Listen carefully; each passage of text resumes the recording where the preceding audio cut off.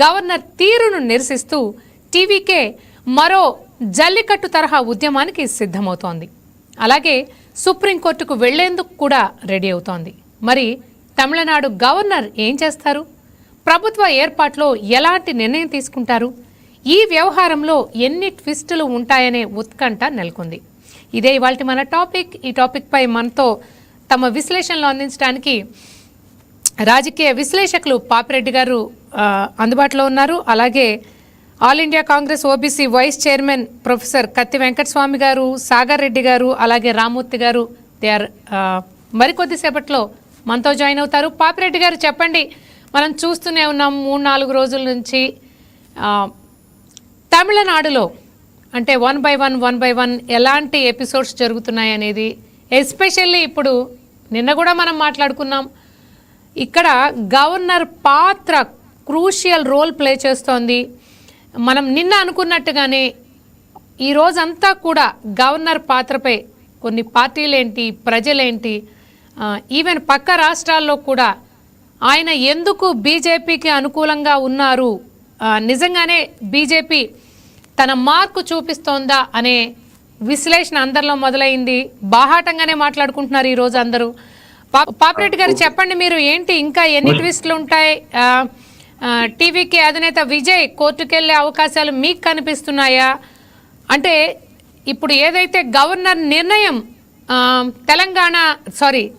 తమిళనాడు ప్రజల్ని ఏ వైపుకు మళ్లిస్తుంది? ప్రజలేమనుకుంటున్నారు మీరు? ఒకటి మేడం, టెక్నికల్ గా షార్ట్ ఆఫ్ ఒక 7-8 సీట్లు, ఒక 6 సీట్ల నుంచి 8 సీట్లు తక్కువ ఉన్నట్టున్నాయి. ఇప్పుడు 107+12 అంటే ఇంకొక 6 సీట్లు తక్కువ. ఒకటి ఏంటంటే, ఇప్పుడు యాక్చువల్ గా గవర్నరు కొంత ఎక్సర్సైజ్ చేసిన తర్వాత కూడా ఇలా 2 విషయాలు కనబడతాయి స్పష్టంగా.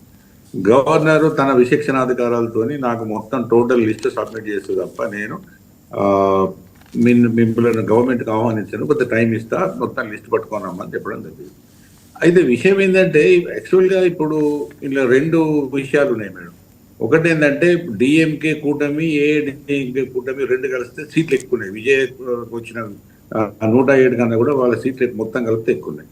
అయితే ఇక్కడ విషయం ఏంటంటే, ఈ 2 పార్టీల నుంచి ఏదో కొన్ని పార్టీలు బయటకు వచ్చి విజయ్కి సపోర్ట్ చేస్తే తప్ప 118 ఎమ్మెల్యేలకు రీచ్ కావడానికి అవకాశం లేదు. అట్లా కాంగ్రెస్ పార్టీ బయటకు వచ్చి సపోర్ట్ చేస్తుంది కాబట్టి 107+5 112 అంటే 112 వచ్చినాయి కాబట్టి ఇంకొక 6 సీట్లు తక్కువ ఉన్నాయి. అయితే ఇప్పుడు 5-6 అన్నది సరే, ఏదైనా కూడా కొన్ని సీట్లు తక్కువ ఉన్నాయి. ఆ సీట్లు ఏదో ఒక కూటమి నుంచి కొందరు బయటకు సపోర్ట్ చేయాలి. అయితే ఇక్కడ విషయం ఏంటంటే, ఇప్పటికి 3 రోజులు అవుతున్నది. విజయ్ గారు ఆ 6 సీట్లను చాలా పార్టీలు ఉన్నాయి, చిన్న పార్టీల నుంచి కొంత మద్దతు సేకరించడంలో విఫలమవుతున్నాడు. ఆ సమస్యలు ఏమవుతున్నాయి? గవర్నర్ పెట్టిన కండిషన్ అయిపోయింది. ఆ కండిషన్ ఫుల్ఫిల్ చేసుకోవడానికి విజయ్ కూడా కొన్ని అవకాశాలు ఉన్నాయి. మరి ఎందుకు చేయలేకపోతున్నాడు? ఎందుకంటే ఈ కూటమి నుంచి వెళ్ళి 6 ఎమ్మెల్యేలు బయటకు వస్తే తప్ప 118 సీట్లు వచ్చే అవకాశం లేదు. అది ఎవరైనా కావచ్చు, ఏఐడిఎంకే నుంచి కావచ్చు, డిఎంకే నుంచి కావచ్చు, సిపిఐ కావచ్చు, సిపిఎం కావచ్చు, ముస్లిం లీగ్ కావచ్చు, లేదా పిఎంకే కావచ్చు, ఇంకో చిన్న పార్టీ ఏదైనా కావచ్చు. ఇంతవరకు ఎందుకు ఆయన? పాపిరెడ్డి గారు ఇక్కడ ఒక్క విషయం చెప్పండి మీరు. అంటే ఇదంతా కాంగ్రెస్ టీవీకేకి మద్దతు ఇవ్వడం వల్లే పరిస్థితి ఇలా వచ్చిందా? అంటే ఎందుకంటే ఇక్కడ అందరూ కూడా బీజేపీ మార్కు రాజకీయాన్ని అందరూ ప్రశ్నిస్తున్నారు, అలాగే గుర్తు చేసుకుంటున్నారు కూడా. 2018లో కర్ణాటకలో ఏం జరిగిందో మనందరికీ తెలిసిందే, దాన్నే గుర్తు చేసుకుంటున్నారు. అదే ఈరోజు టీవీకేకి కాంగ్రెస్ కాకుండా మరేదైనా పార్టీలు కనుక మద్దతు ఇచ్చినట్టయితే పరిస్థితి ఈ విధంగా ఉండేది కాదని కూడా కొంతమంది విశ్లేషకులు చెప్తున్నారు.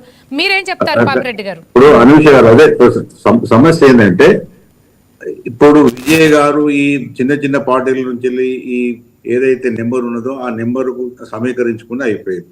గవర్నర్ గారు ఒకటేంటంటే, గవర్నర్ గారు కూడా ఈ రాజకీయ అనిశ్చిత, లేకపోతే ఇప్పుడు మీరు ఆర్ట్స్ ట్రేడింగ్ అంటే ఈ లోపయ్య గారు వ్యవహారాలు, కొనడం, అమ్మడం, ఈ జంపింగ్లు ఇవన్నీ కాకుండా ఒకవేళ ఆయనకు ఇది అవకాశం ఇచ్చి ఒక వారం రోజులు లేకపోతే 10 డేస్లను ఒక టైం పెట్టి మీరు ఈ లోపల మీరు అసెంబ్లీ సాక్షిగా మీరు మీ బల నిరూపణ చేసుకోండి అని చెప్తే అయిపోయేది. చెప్తే ఇది ఒక తెరపడేది. ఎందుకంటే ఇంతకుముందు చాలా సంప్రదాయాలు కూడా సింగిల్ లార్జెస్ట్ పార్టీని పిలవడం జరిగింది. ఇంతకుముందే నేను మీకు నిన్న మన ఛానల్ కూడా నేను చెప్పడం జరిగిన ఆ, ఇది వాజ్పేయి గారు సెంట్రల్ గవర్నమెంట్ రాష్ట్రపతి స్వయంగా పిలిచి ఆయన single largest party BJP single largest party వచ్చింది, కానీ మెజార్టీ రాలేదు. అవును. మెజార్టీ రాకపోయినప్పటికీ కూడా ఆ రాష్ట్రపతి గారు ఆహ్వానించి వాజ్పేయి గారు మీరు ప్రభుత్వం సింగిల్ లార్జెస్ట్ పార్టీగా మీరు ఫామ్ చేయండి, మీకు కొంత టైం ఇస్తున్నా, ఆ టైంలో మీరు ఒకవేళ బల నిరూపణలో మీ పార్లమెంట్లో మీరు మీ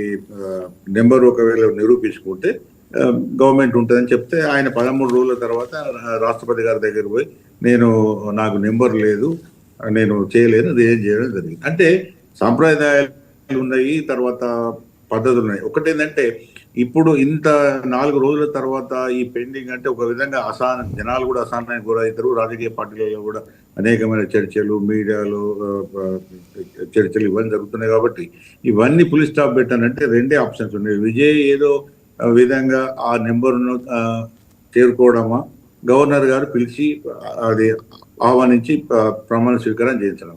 అయితే మీరు అన్నదాన్ని నేను కూడా ఒప్పుతా.